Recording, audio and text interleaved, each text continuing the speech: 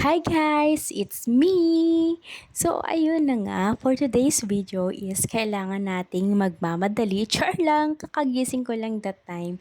Tapos, kunyari, di ba, maglilinis tayo, tapos aasikasuhin natin yung anak natin. Hindi yun kunwari, Miha. Totoo yan. Kaya yun, joke lang. Kaya ayun na nga, di ba, naglilinis na tayo, tapos nagmamadali na tayo kasi may pasok pa tayo today. Tapos, ayun, luluto tayo. Tapos kagakaga ko yung anak ko kasi naman ayaw magpaawat. Gusto niya, mommy, mommy. Lagi siyang ganyan. Joke lang. So, syempre, di ba, konsensya mo din naman bilang nanay na alagaan yung anak mo.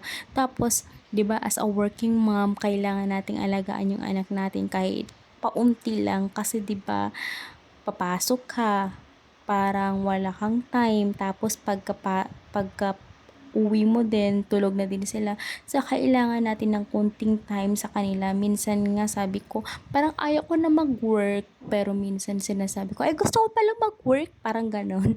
So, ayun, inaalagaan ko muna siya. Tapos, gusto niya, iti-take over din yung kung anong ginagawa ko. Syempre, like mother, like son. Ganon talaga siguro, 'di ba? Kung ano nakikita ng mga bata sa nanay, kailangang gagawin din nila. So, aware, beware, 'di ba? So, ayun, nag-take over na si Gabi sa video ko kasi gusto niya din, siya din yung magbi-video-video sa sarili niya kasi nga nasasayahan siya diyan. So, ayun na nga mga fast forward tayo.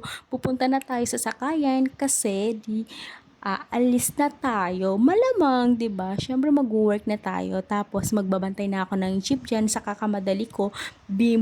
Muntik na akong masagasaan. Joke lang. So, wag naman mga bad 'yan. So, ayun na nga may jeep na. Tapos, pumara na tayo. Kasi, sasakay na tayo. Joke lang. So, ayun na nga, sasakay na tayo. Tapos, dito, malapit na ako sa trabaho ko. Thank you for watching. Thank you. Bye-bye!